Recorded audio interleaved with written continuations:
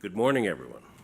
What a great topic to follow, innovation in mining, especially if you're going to start talking about a large project and net present value and how to manage that. It's obviously going to take innovation to be able to do that. Now, somewhere here we have a button to press. That wasn't that button. There we go. Everyone has to have a forward-looking statement, and we have one. I'm really excited about John Wylie, our Global Head of Mining, taking the stage on day one of the Denver Future of Mining event. He's going to be talking about net present value and how you keep a multi-million-dollar project, capital project, on track. This is the story of Rio Tinto. So it's a major investment, it's a huge development site, and it's really all about how you can bring those nuts and bolts. John's going to take us through the true nuts and bolts, the practical side of how you get one site with one plan and one team delivering. This is the beauty of this story, is that we can talk about a major capital project and break that down into really simple as you can be in the mining business, but into some really simple terms that you can take away as some of the learnings from really getting a capital project like this and keeping it on track. Wow, that's a tough act to follow. Okay, so thank you very much, Pamela. That's a great introduction. Let's talk about safety. In Proudfoot, we know that safety is important, and a lot of safety issues come up from distraction and being distracted. In fact, over 1.6 million accidents happen every year due to distracted driving and, interestingly enough, distracted walking. Those 1.6 million accidents represent 400,000 injuries. So I'd ask everybody to be aware and to focus on what they're doing and be mindful. In fact, that sort of leads us to the next topic, which is managing net present value and a large project. Obviously, safe operations is an important factor. The issue around managing a large project is to stay mindful, obviously. The $5.6 million, thanks very much, $5.6 million investment by Rio Tinto, the Mongolian government, and Turquoise Hills is a huge investment by all the stakeholders, and it has a huge upside. The net present value at an 8% discount represents about $7.5 billion. So that $7.5 billion represents a 4.5-year payback of the investment at current metals prices. Let's do some of the numbers. It has a projected mine life of 59 years. It has copper, gold, silver, and molybdenum deposits stretching over 12 kilometers. We talked about the net present value of $7.5 billion. When fully developed, OT will be producing or moving 170,000 tons a day from an underground mine. That's pretty significant. And 450,000 tons of copper, putting it in the top 5 producers. Peak annual production in 2022, Rio will be producing 1.6 billion pounds of copper and 900,000 ounces of gold. So pretty significant. The upside is huge, and obviously the risks are significant. OT being the world's largest, is currently the world's largest underground construction project. It's complex and challenging for any mining company. Historically, 4 out of every 5 mining projects fail to meet schedule and come in over budget at an average of 40% over budget. So the Rio Tinto leadership and Rio Tinto stakeholders all understood the risks, that the project activities needed to, in order to be successful, needed to innovate. And I really enjoyed listening to some of the panelists because they all talked about innovation in a number of different ways. And what really struck me was that Leslie was talking about the innovation around people and how you manage people and how you manage activities. So in order to manage a really significant project that is deep underground, 1.5 kilometers deep, that is at a remote location, that is going to employ over 6,000 Mongolians that typically don't have those mining skills, you need to approach this with an innovative thought. The challenges that they looked at were pretty straightforward. The solution wasn't. Rio Tinto looked at technology. They looked at control systems. They looked at management systems. They looked at IT platforms. They looked at what was best demonstrated. In fact, I would say that exhaustive review led them to the conclusion that it's not so much the technology, but it's much more how you manage people. And the management of the individual activities, searching for an outcome as opposed to just the activities, and managing differently could protect the net present value. And so far, they've done a really good job of doing that. The concepts that they used were really to look at safe work, because safe work is not only more productive, but it's all as planned work, but it's also more cost effective. So one of the design concepts that they started out with was that no unplanned work would be done. So they're planning at a detail level, at a shift basis, in advance of work being done.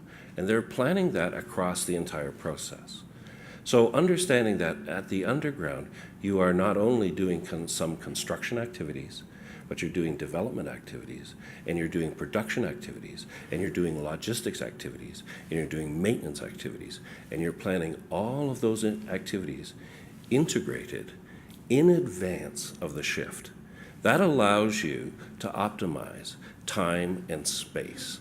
It allows you to ensure that there is no conflicts around what activities are being done at different points in time across the entire mine. Understanding that this mine currently has over 11 kilometers of lateral development. So that's a pretty innovative solution. So far, some of the early accomplishments, a 43% increase in shaft sinking rate in shaft number 2.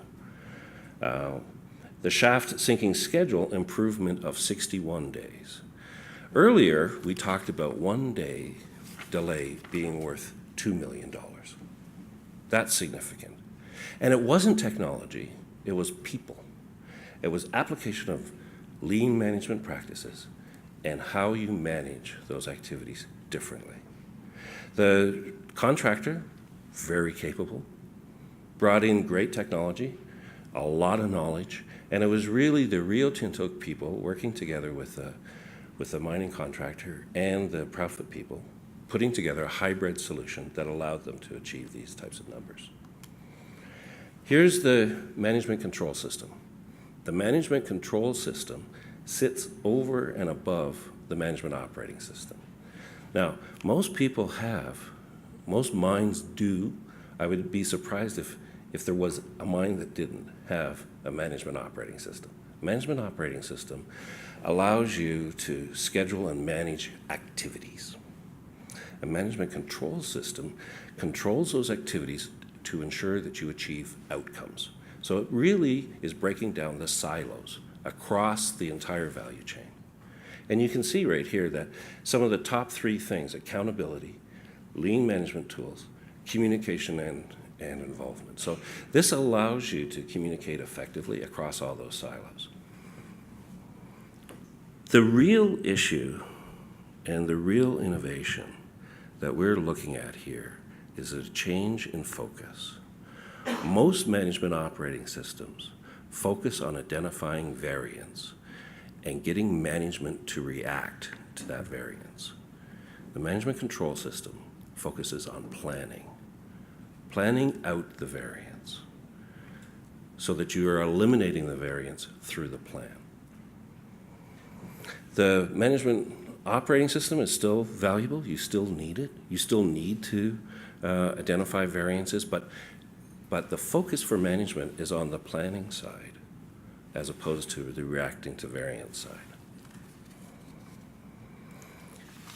As well, one of the big issues is about the complexity of the plan. So as we started to put together the management control systems with the Rio Tinto partners, we came up with several design ideas.